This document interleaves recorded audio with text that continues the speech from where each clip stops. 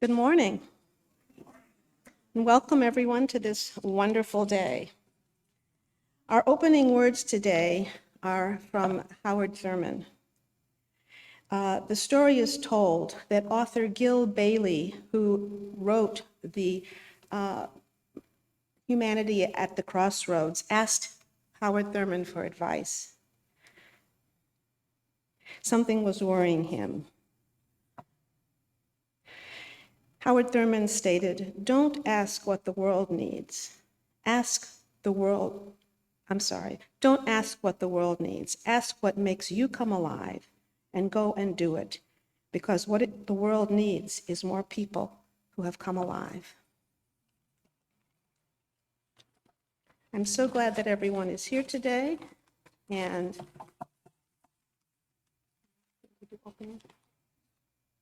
okay.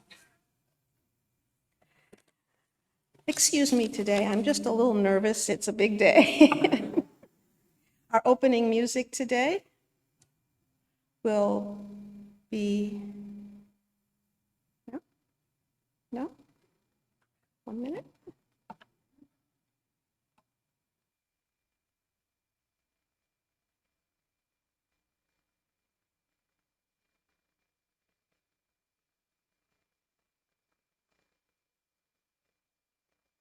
Good morning, Wes, and a special good morning to Casey. It's wonderful to be with you today.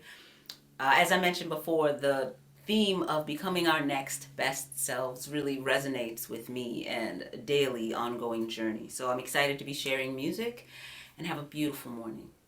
This is a song called On My Way. It's inspired by the nature of pilgrimage, of journey, of moving forward and becoming more of ourselves. On my way, oh, I'm on my way. Many miles I march or fly, nature's call to obey. If I roam or I stand still, I must heed my spirit's will ever on my way. Oh, I'm on my way. On my way. Oh, I'm on my way. Many miles I march or fly, nature's call to obey. If I roam or I stand still, I must heed my spirit's will ever on my way. Oh, I'm on my way. On our way. Oh, we're on our way. One by one, following the sun as we work and we play. On this road to the promised land, the journey home is who I am, ever on my way. Oh, we are on our way. We're on our way. Love, guide us on our way.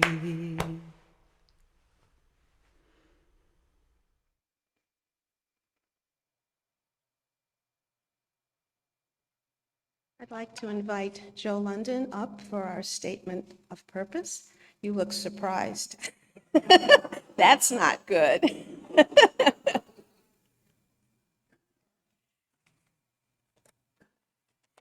No, I don't. I'm sorry. Does anybody have it memorized that wants to say the statement of purpose today?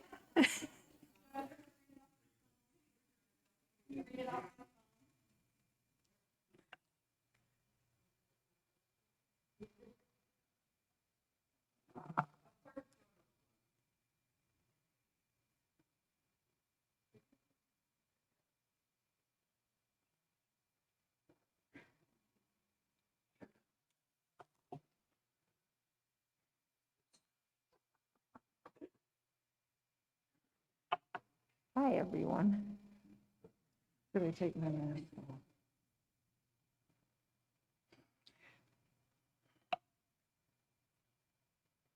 Is this the beginning? The Washington Ethical Society is a humanistic congregation that affirms the worth of every person. We strive through our relationships to elicit the best in the human spirit. With faith in human goodness, we appreciate each person's unique capacities. We joyfully celebrate together and support each other through life. We nurture a sense of reverence and responsibility for each other and the earth. We warmly invite you to join our community of children and adults as we work for a world where love and justice cross all borders. Am I going to?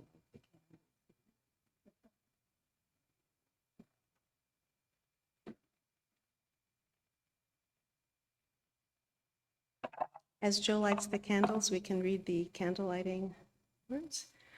May we kindle within us the warmth of compassion, the light of understanding, and the fire of commitment to build a brighter future for all.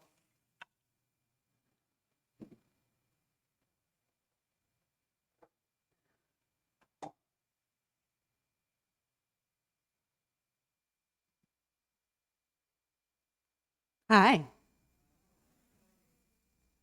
I think we should have some pictures of doors up here. Yeah. Anybody have any ideas about what might be on the other side of that door? Yeah. Oh, I can't hear you. That was a good idea, wasn't it? Can't hear people. That's fine. I'm not going to go off of this platform. I've been told to stay right here. But in another time, I might walk around and hand you the microphone. So, you ever see a door and just wonder what is on the other side of that? The door is so pretty or so strangely located. Maybe it's a weird size. It's not a door that you expected. And you think, what on earth is going on in there? Any of you know the story, The Lion, the Witch, and the Wardrobe? Yeah. It's a story about a door that goes somewhere you didn't expect, right? Lucy goes into the wardrobe and finds that there is actually a whole other world in there. A lot of the thresholds in our lives are like this, right? A lot of the changes that happen, a lot of the crossing that we do is walking through doors, real or imagined, and not necessarily knowing what we're gonna find on the other side of that door, right? Starting to go and having really no way of knowing where we're going until we're at least halfway there. The door of a community can take us down a pathway of growth that we might never have expected.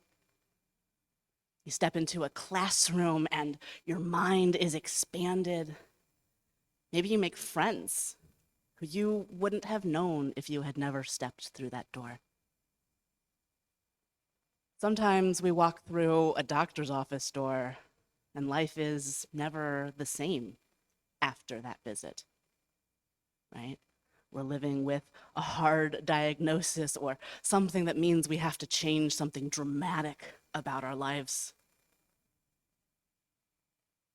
Maybe you step into the door of a restaurant on a first date and a lifetime of love comes after that. Maybe you pick somebody up and take them to a hill and a lifetime of love comes after that. I don't know. Sometimes a door closes behind us and a beloved person leaves our life and there is heartbreak on the other side of the door.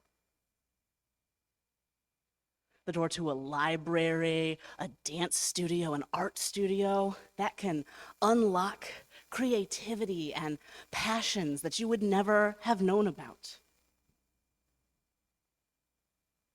We cross different thresholds every single day, for good and for ill, in joy and in sorrow, in bittersweet truth. Even our own front doors are a great threshold, no matter how many times we've crossed them. We might all really feel that right now because maybe we have crossed our own front doors a little less frequently over the past couple of years than we were used to. We got the sense that stepping out of our homes was a bigger adventure. I remember really clearly the first time we went to the grocery store after having been at home. And the grocery store was this big, wild adventure. New.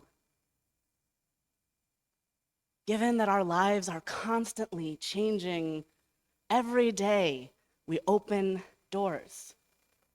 Familiar and new, old and modern, doors we open with our hands and doors that open themselves, only to step out into a world that is new since the day before. In this way, there is a new world waiting behind every door, awaiting our discovery, if only we will encounter it as such. Thank you.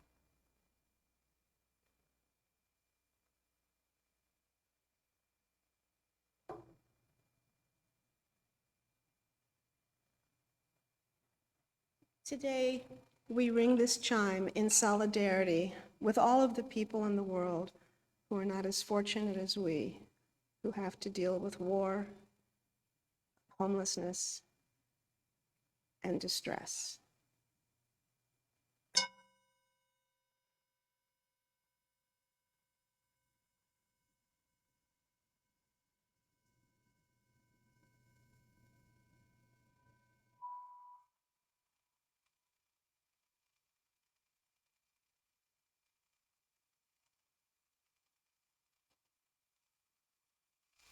This is a time for centering, for feeling grounded in your body. Maybe for you, that's best done with some deep breaths. Maybe deep breaths feel really awkward to you. And if they do, don't do them. Maybe what you need to feel centered is to stretch a little bit. Maybe you can roll your head around or flex your hands. Maybe you need to stand up. That's okay. You're allowed. Whatever it is that's going to make you feel present, you're invited to do right now. And while you're doing it, I invite you to think through some things with me. Think about your feet on the floor, your body in a chair, the chair held up by the floor held up by its foundations, the ground under that floor. If it feels good to you, maybe imagine roots growing from your feet down into the ground, finding all of the nurturant, recording in progress, all of the nurturant elements that let trees and grasses grow outside, all of the nutrients and worms and creatures living and recongesting, redigesting the soil, making it new all the time, holding us up as we walk around on a thin layer of crust and a big spinning ball of molten metal. And then maybe draw your attention upward. Feel the water and the nutrients coming from the earth into you, if that feels good. And pulling up through your body, reaching up all the way to the top of your head. And then the top of your head going up towards the sky, past the ceiling to the clouds filled with condensed water that's been around and around the cycles of Earth. Past the clouds, past the atmosphere, into the mystery of space. Back and back into history, the exploding, unfolding, continual becoming of the universe. Know that you are part of that. That you are part of an explosion. You live in the creative power of combustion. On this little spinning ball, in this little spinning solar system, in this little spinning galaxy, among so many others. Feel for a moment that you are small, but significant.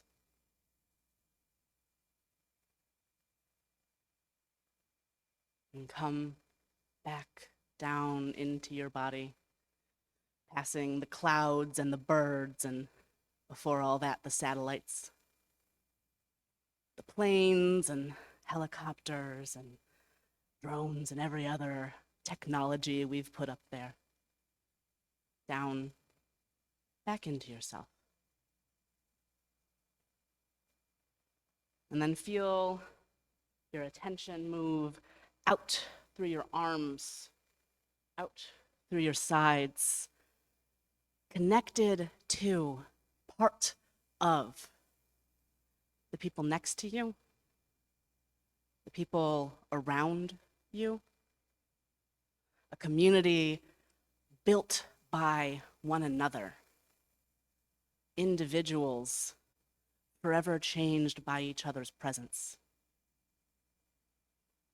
And then let that go a little further, out from this building into the neighborhood, out from this building into the rest of DC and Montgomery County and Prince George's County and Maryland and Virginia, and Tennessee, and Kentucky, and further and further and further, forsaking all borders, connecting the whole way around the planet with all living things. A piece of a great dance, a great song, the creative project that is being alive.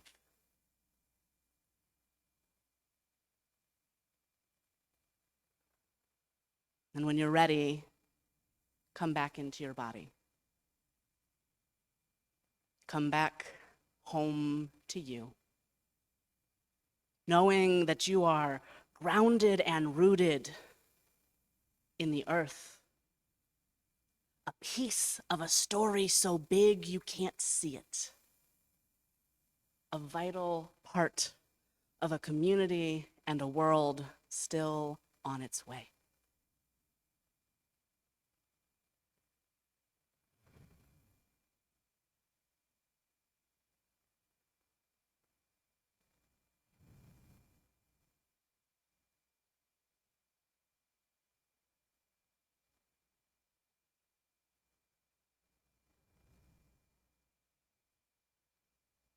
Thank you.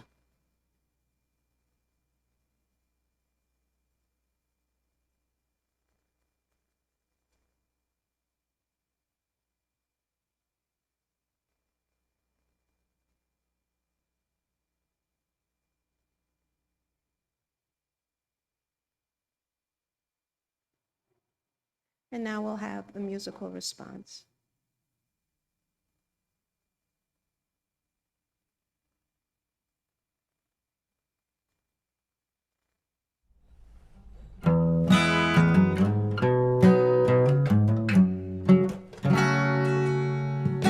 Who I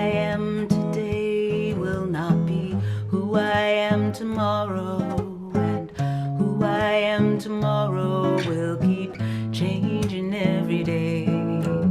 All the things I learned might fill my heart with joy or sorrow, and everything I learned might make me want to change my ways.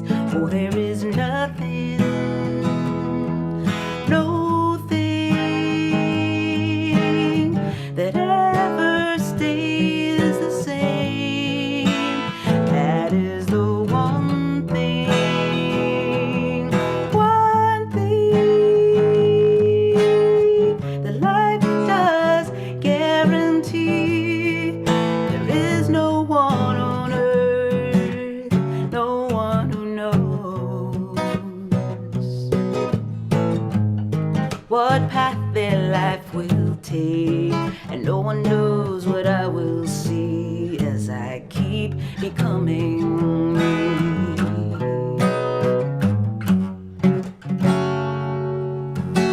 The family you were raised in does not dictate who you marry, and country you were born in won't decide where you are buried, and all you once believed might leave you stranded on an island where the only way back home is to abandon it as lies. And there is nothing, no thing that ever stays the same. That is the one thing,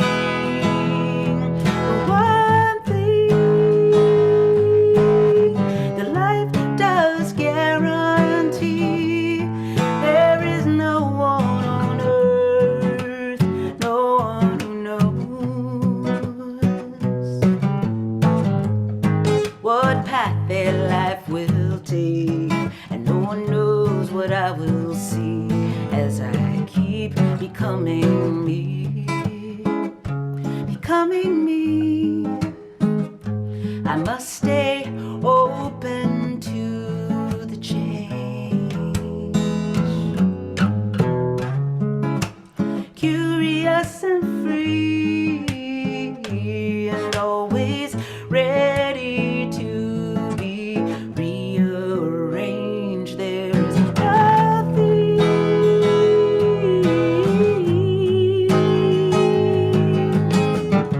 that ever stays the same. That is the one thing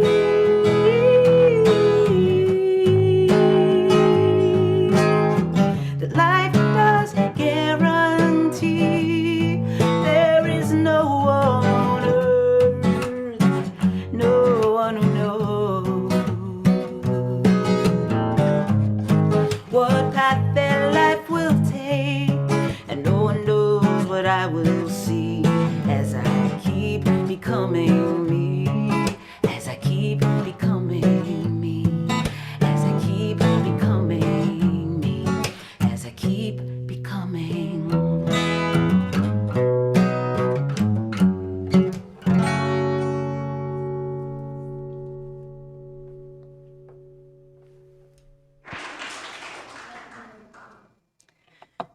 Before we hear KC, there's one more reading by Howard Hurt Thurman again. You probably wonder why I'm always doing Howard Thurman, but he was a mentor of my mother's when she was in school at Howard University. There is something in every one of you that wants and waits and listens for the sound of the genuine in yourself. It is the only true guide you will ever have. Follow the grain in your own wood.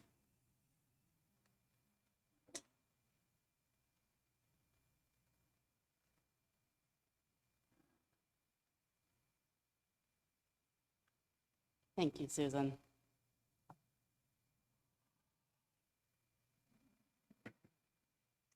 That's what the other podium means.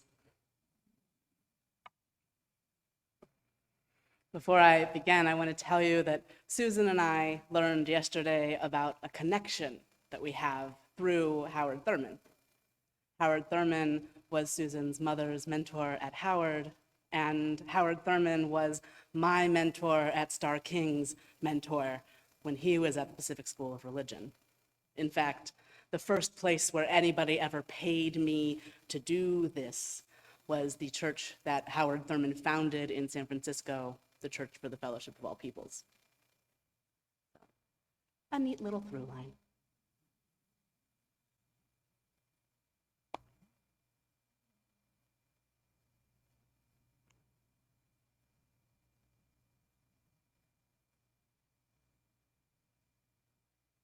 There is a door on the other side of our time together today. I like to imagine that the door is bright blue and shiny, like the one we saw during the Time for All Ages earlier.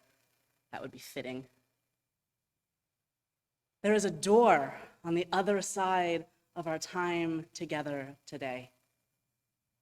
The kind of door we know we're going through. The kind of door where not only do you make a choice, but a group of people makes a choice about what comes next, about where you are going. There's a door on the other side of our time together today, and none of us are ever going to be the same. It doesn't matter what happens. I'm sure we all have our preferred outcomes. But it doesn't matter what happens. There is no living in a world where that choice isn't made. There is no living in a world where that history didn't happen. Like so much of history, like all of history, really, once it occurs, then it's done. And we all have to live in a world where that choice has been made. Sometimes we make these choices really big, right? We select a new senior leader. We elect a new president. We elect mayors and representatives. We move. We start or end relationships. We make commitments. Our governments go to war. Our governments provide aid. Our governments make legislation that helps or hinders us as people. And all of that happens. Is not possible to live in a world where it didn't happen. Certainly can be changed, right? There's no being locked into a decision forever. The world is too chaotic and variable for that.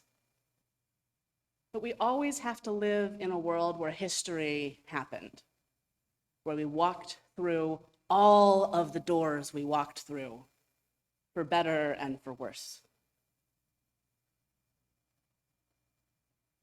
Where we become aware of our fundamental vulnerability to one another and to one another's choices. Where it becomes obvious how much we are constructed by one another and by the world around us. In her book, Precarious Life, The Powers of Mourning and Violence, Judith Butler writes, relationality is not only a descriptive or historical fact of our formation, but also an ongoing normative dimension of our social and political lives. One in which we are compelled to take stock of our interdependence. I love this book. This book changed my life completely when I first read it. And it's really saying something because it's a Judith Butler book that is extremely accessible. I hear that some of you are familiar. Judith Butler's most well-known work is a book called Gender Trouble, which lives kind of in that very Michel Foucault place of language wrapping around on itself in a way that makes your head hurt. Gender Trouble is well known for being a nearly impossible text to read. I'm pretty good at reading that stuff, and Gender Trouble took me a long time. Precarious Life is different. It's still academic, but it is accessible. And it is accessible in part because it is about vulnerability. It is about the ways in which we are fundamentally vulnerable to one another, and the ways in which we make choices around how we respond to that fact when it appears to us. So Butler goes back and forth between this personal vulnerability, this personal interconnectedness, and a history of political violence. Specifically, the history of 9/11 and the American response to feeling vulnerable, which was massive, intense violence. We can see some examples of this habit in the American psyche in, I don't know, the last 6 years of our lives. A desire to say, no, I am powerful. Things are as I have understood them and no other way. A desire to respond to the real upset of vulnerability, the actual fear that comes with the knowledge that people can affect you. By violently pushing back, by making sure someone else feels the pain instead of you.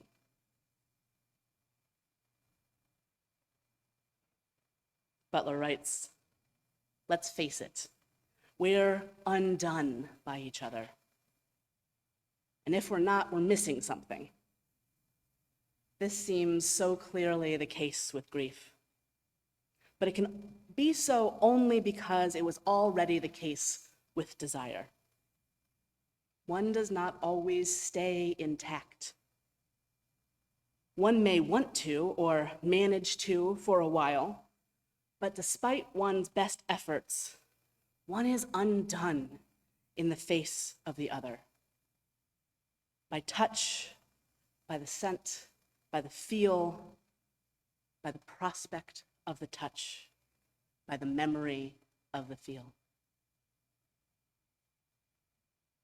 We are fundamentally undone by each other, and it is terrifying. It is very, very scary to know that you are about to change. I think maybe many of us have a little bit of anxiety in the day. I don't imagine I'm alone in that one.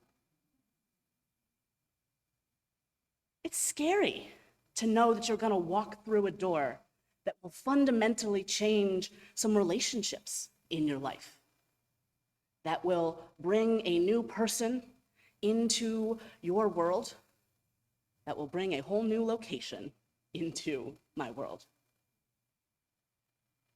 Change is terrifying, and we would love to believe that we can hold a line of what has always been on into the future.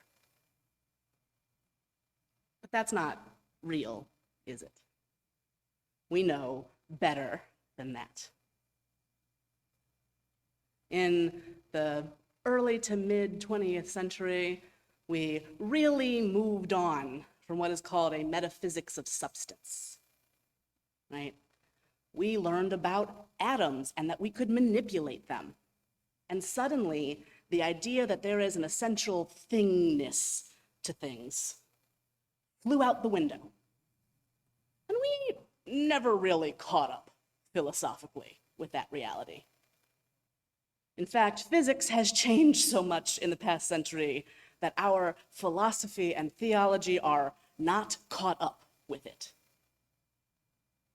A metaphysics of substance says that this is a podium because it has podiumness, that it is made of wood because wood has woodness. But we all know that somebody built this podium, and that it could have been built from other wood or another material entirely and still been the podium that is right here. We know that you could take this apart and undo its podiumness. And if you had enough technology, you could take it apart at such a small level that you could put it back together as literally anything. You see around the world in ancient places and old buildings, grooves in stone stairs where people have walked for centuries. Because stone isn't forever, is not permanent. People will talk about writing things in stone as though a stone has never been changed, but I have been to a river. I have seen stones broken by a stream, by a trickle, by a little bit of water that got inside and froze. There are metal statues.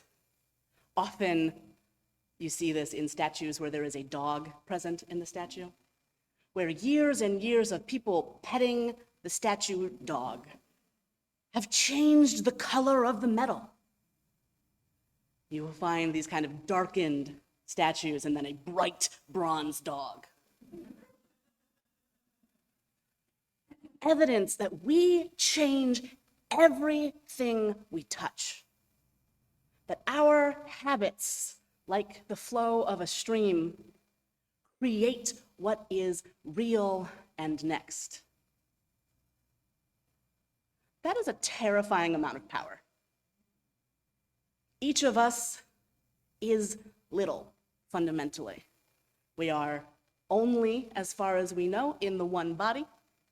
We are only in the one experience of the world. We get a little over 100 years if we're lucky. But for the first 10 and last 10 of that, we probably aren't doing a lot. So we get, say, 90 years. 90 years and one set of eyes. 90 years and one body to experience the world in. And I don't know about you, but I've never figured out how to be multiple places or multiple people at the same time. And let's be real, I do multiplicity real well. You only get to be you in your body, and if you do something again and again and again, you will build a groove in it. If I stood here and did that long enough, there would become dents in this podium. When I spoke my first paid Sunday morning in San Francisco at the pulpit where Howard Thurman had, somewhere where Angela Davis and Leslie Feinberg and so many important people, so many people who are important to me and to the communities I live in, had been. There were grooves where you put your hands. Grooves that remind me constantly that I am made of everybody who came before me. Everybody I have ever known, and I am making everybody I know, everybody I have ever known. We are small, but we are powerful. And when we are together, whoo, more powerful yet. If a trickle of water can break a boulder, what does a whole river do? A whole river can cut up a mountain, can change a landscape dramatically. An activist movement, a collection of humans who care about something and choose to live differently, can dramatically change the course of history. In fact, is perhaps the only thing that ever has. Octavia Butler writes in The Parable of the Sower, a poem called Earthseed, "Consider, we are born not with purpose, but with potential. All that you touch, you change. All that you change, changes you. The only lasting truth is change."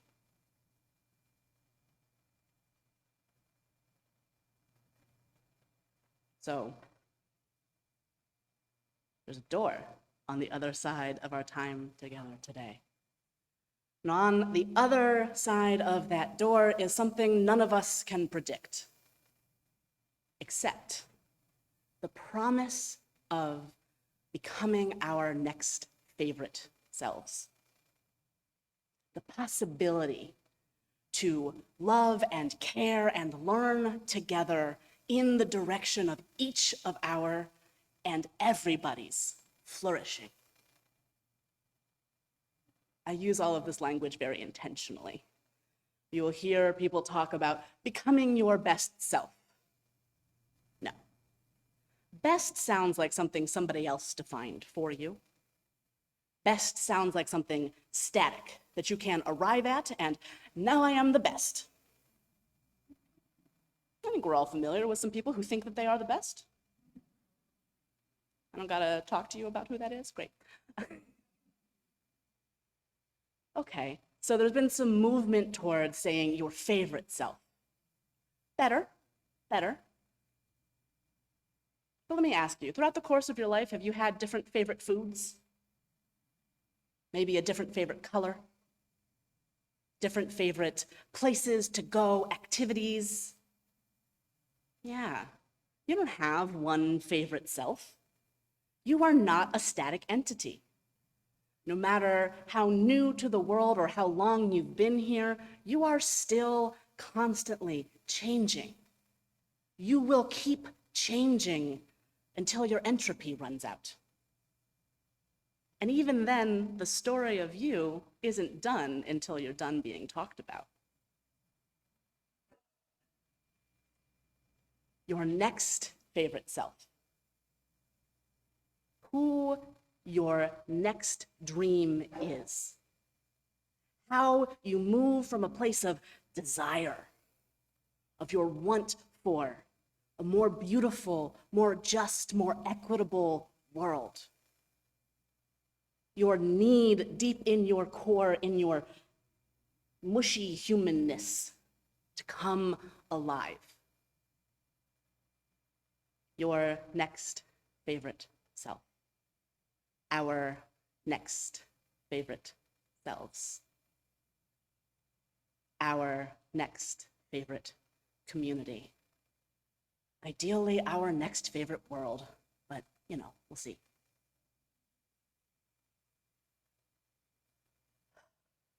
And it's hard. I'm not gonna pretend that we're gonna open the door and bam, we are all our next favorite selves. Change takes time. You gotta give the water some time to work on the stone. So how do you do it? How do you let yourself change? Well, I will share some wisdom that I feel so deep, I got it tattooed on my body. I promise I won't always give platforms about my tattoos. This is from a piece called Evidence by Alexis Pauline Gumbs. This is a short science fiction piece in which Alexis is writing to herself across time through a science fictional glitch in email technology. So Alexis's future self is writing emails to her past self. And she writes, counterpoetics, right? I am proud of you for being queer. I am proud of you for staying present to the meaning of your beliefs and to the consequences of your actions, even when they were crashing into each other every day. I am proud of you for letting the tide of your revolutionary heritage grind your fear of failure and lack to sand. I love you, the me that I was. But breathe deep, because this is the message. We did it. We shifted the paradigm. We rewrote the meaning of life with our living. And this is how we did it. We let go. And then we got scared and held on. And then we let go again of everything that would shackle us to sameness, of our deeply held belief that our lives could be measured or disconnected from anything. We let go and re-taught ourselves to breathe the presence of the energy that we are, that cannot be destroyed, but only transformed and transforming everything. Breathe deep, beloved, young and frightened self, and then let go. And you will hold on. So then let go again. Breathe deep, beloved new friends. Beloved selves on your way to and from places I can't know yet. Breathe deep and let go. And you'll hold on again. And then you'll let go again. And we will practice together on the other side of the door. Thank you.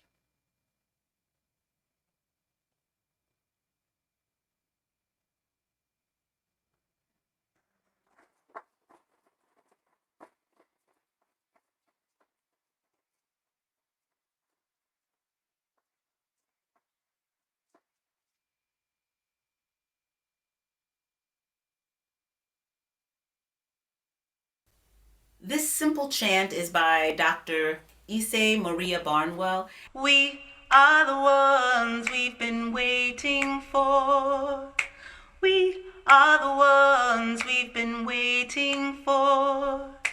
We are the ones we've been waiting for. We are the ones we've been waiting for. We are the ones. We are the ones waiting. We are the ones. We are the ones waiting. We are the ones. We are the ones waiting. We are the ones. We are the ones waiting. We are the ones. We are the ones. We've been waiting. We are the ones. We are the ones. We've been waiting. And then there's a chant by, I believe, Amy Creedy that goes, all we need is here. All we need is here. All we need is here. All we need is here. So let's put all of those elements together. 2, 3, 4. We are the ones we've been waiting for. We are the ones we've been waiting for. We are the ones we've been waiting for.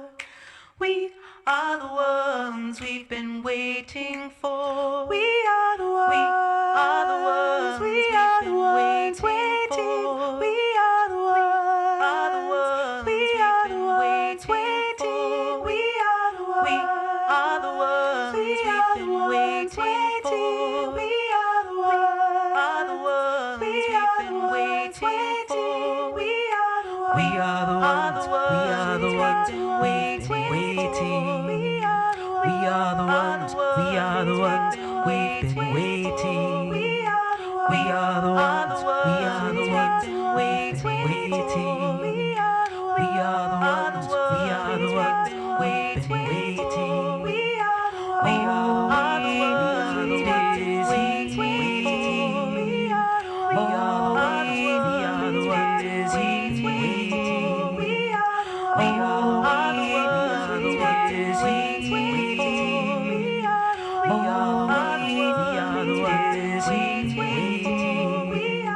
We are the ones is waiting for.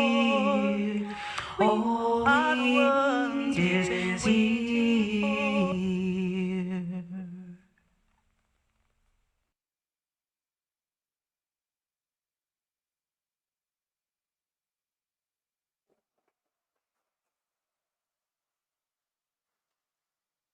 Now is the time we add our own voices to today's platform. If you would like to make a short comment, please raise your hand and I will bring the mic around to you. Oh, they'll come to, okay.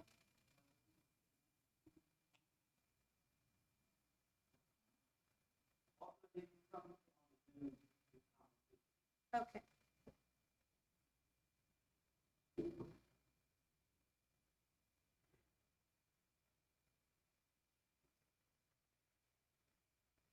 Hi, I'm Julie Grimes. It's so great to be back.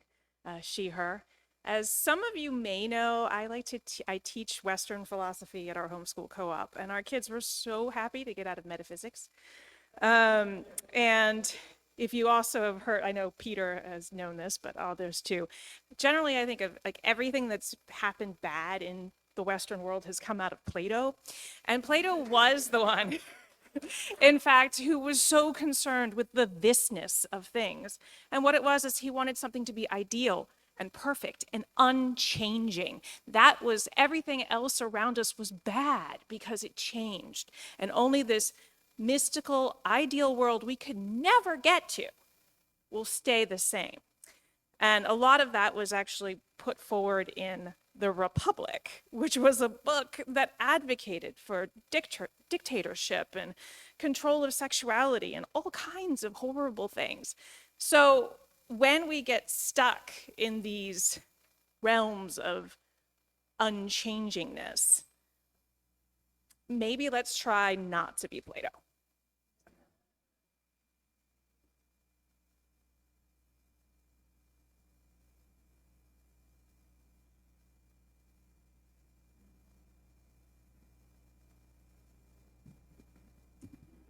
Well, as usual, I will have a slightly different message from Julie, but I have to say,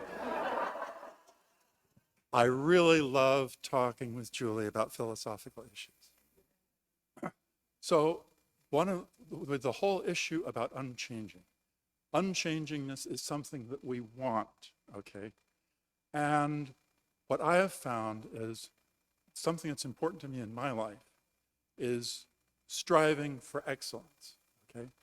And in my striving for excellence, I have been fortunate enough to find a few times when I have been able to create something that then lasted, okay?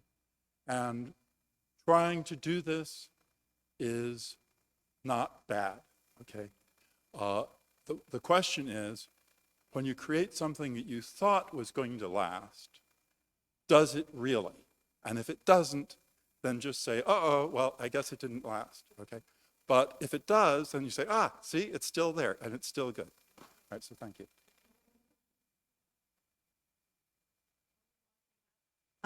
We have a comment from Cynthia Goodman. Such extraordinary music from Leah today and an excellent platform from Casey. Much thanks to all. Michelle wrote, music is above all. Mark Mayer, oops, wow, a lot of self-examination. Thanks, Casey. Lynn Jen wrote, that was wonderful, Casey, thank you. And Nancy McGuire, such richness, so much to think about, Casey. Leah, I feel I have feasted at a banquet. I need to review the play Strange Loop before I turn it into a platform. Okay, you can go ahead. Okay. Paul Baker. And I want to first admit that I didn't do my homework, so I'm listening to KC and, fresh voice. And I thought, listening to you, that I think one of the crises we have in ethical culture is just defining who the hell we are. And I think there's going to be some seminars about that. And I liked in your speech the idea that who we are comes from us as a community, of course, but also from like ancestors. We're not a blood community, but we read people, we talk about people, we honor certain people in the past, and those are our ancestors. And I'd like to get back to, in the next year or whatever it takes to get back to roots. So I hope you will use your new mandate to help us on that path, okay?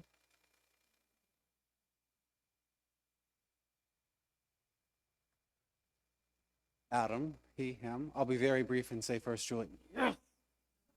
And Peter will have to talk about it.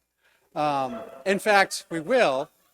I'm hoping to give a July platform in our break period on this topic of changeness and changing from the context of philosophy and science fiction and the way that we can use concepts like transhumanism or other even more farther out sorts of things there to turn our gaze back on ourselves, to understand how we make ourselves. And I'm really, really excited that was like the platform today, because it makes it easy to just like use that as a lead in to what I'm hoping to go.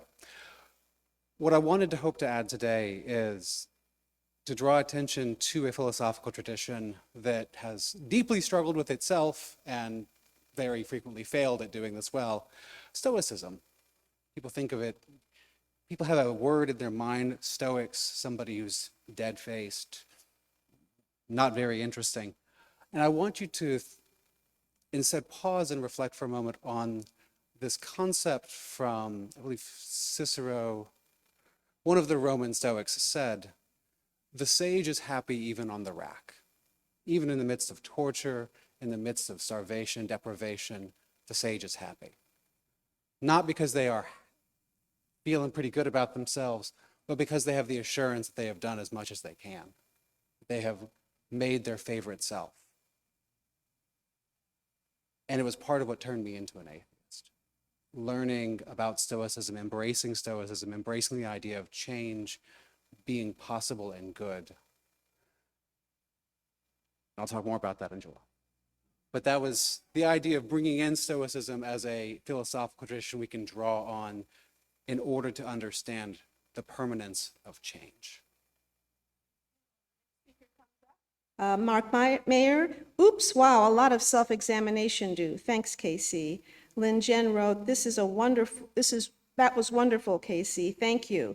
Nancy McGuire, such richness, so much to think about, Casey. Leah, I feel like I've feasted at a banquet. I read a review of the play Strange Loop before I turned into a platform.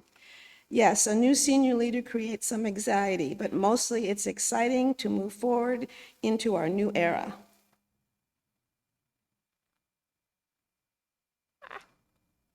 Too many straps and glasses. Hi, I'm Dana. I use she and they pronouns, and I want to advocate for getting rid of racks and metaphorical racks rather than trying to be happy on them. But I came up here to talk about how I've been learning a lot about PTSD and complex PTSD because I have it, apparently. And that about 10 years ago, I was introduced to the metaphor of like rewiring our brain, that we're trying to make new connections so that our responses can differ from what we have learned over the many, many years that we've responded in the same ways we have. And I have had trouble connecting with that metaphor, but the idea of water really appeals to me, and making that connection between little drops of water eventually over time will build up and make new whole pathways for things to go. So thanks. While the next person comes up, Dorothy Broadman, yes, a new senior leader creates some anxiety, but mostly it's exciting to move forward into our new era with new possibilities. Looking forward to seeing where we go together. Barbara Nathanson, loved that talk, Casey. The wisdom of letting go and also the holding on is part of the process, and then letting go again. Lots of insight. Hey everybody, I'm Robin. I use she, her pronouns. I am reminded how being around everybody really fulfills my extroverted soul. So thank you everybody for coming in person. Hey everybody online, there's still room. What I wanted to say, and I want to thank you, Casey, because what you don't totally know, and I think you're gonna get to find out, is I have a bit of a challenge in my family where my son is pretty sick, and he's currently in a therapeutic boarding school. That's been really hard. For folks that have been here for a few years know that it's been a roller coaster getting treatment. But I took the thought of change today and thought where he is now is not a permanent place. There will be a door that will open for him. And so many of you all have helped us open that door. You know the challenges we faced in like the last couple of months. So I just wanted to say thank you for giving us the space, for giving us the path to give him a doorway to possibly heal. So thank you.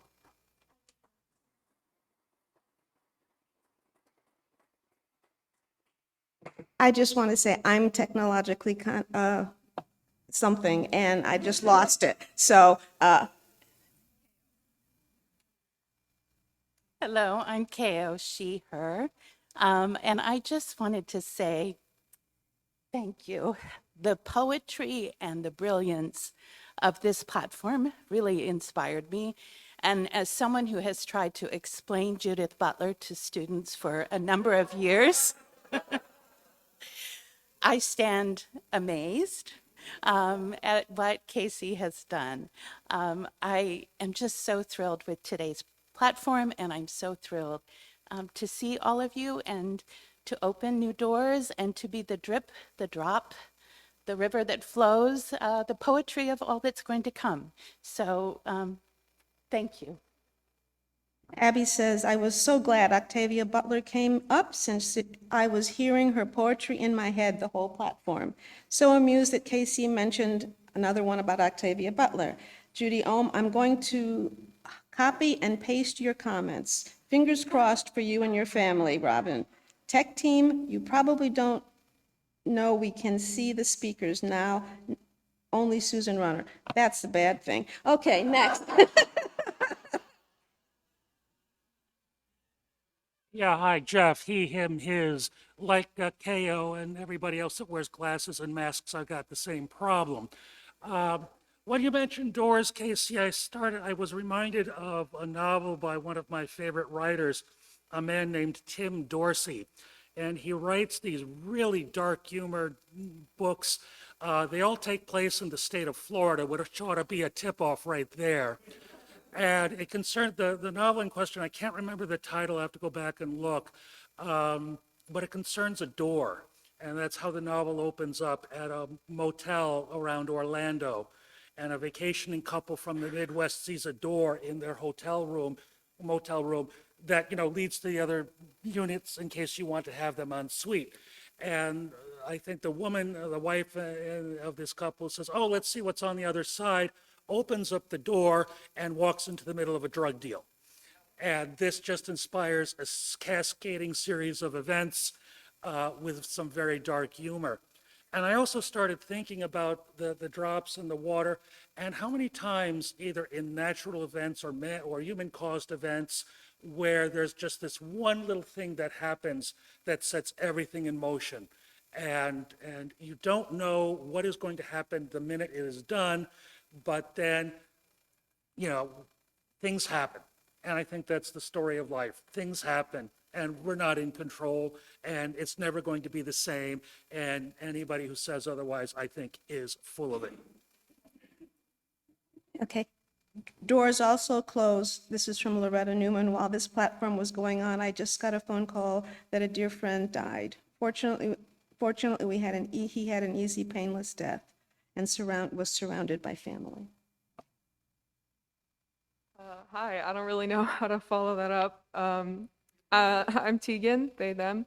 I just wanted to say this was really inspiring to me because I was recently in the hospital, and while I was there, I knew logically I would get out quickly, but I was just sitting there thinking constantly, like, I'm never going to get out of this. This is going to be my life forever, even though I was there for like a week.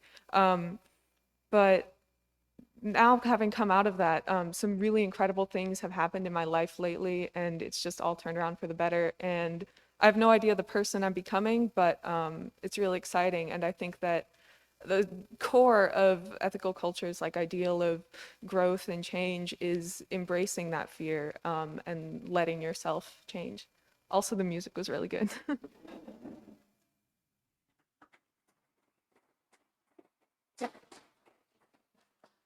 Thank you, everybody. We will now have our closing song. No. Share the plate. I'm sorry. Share the plate. I am a disaster today, but I'm nervous. But share the plate. We will have music for Share the Plate, and the Share the Plate is in the back.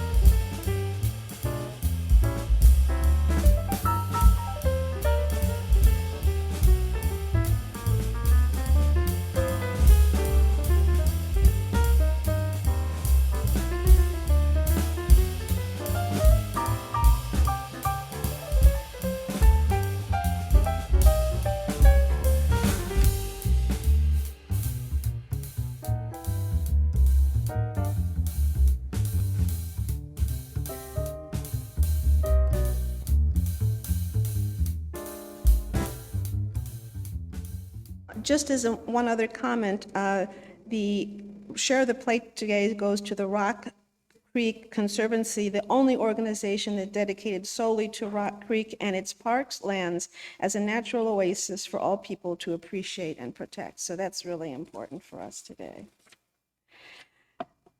Any other sharing? All of words? We're good. Shall we? I appreciate the tech team.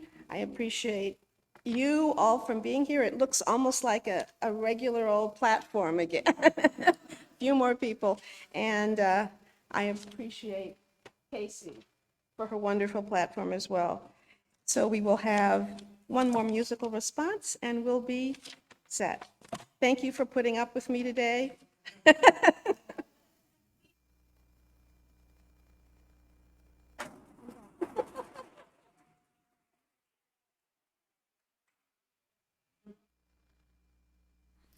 Something within embraces the ocean. Something within melts into the shore. Something within stands still like a mountain. And we become one with them.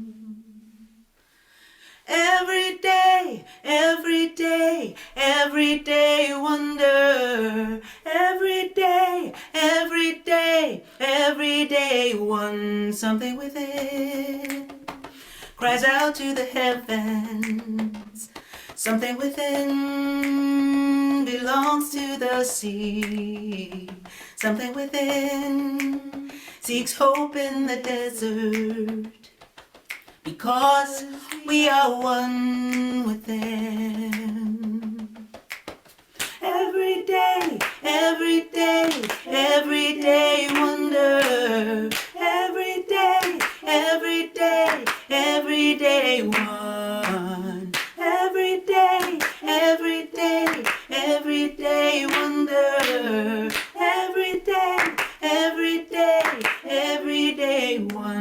something within, in awe of an infant, something within, in love with the stars, something within is blooming in moonlight.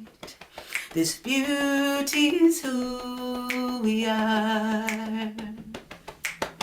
Every day, every day, every day wonder. Every day, every day, every day one. Every day, every day, every day wonder. Every day, every day, every day one.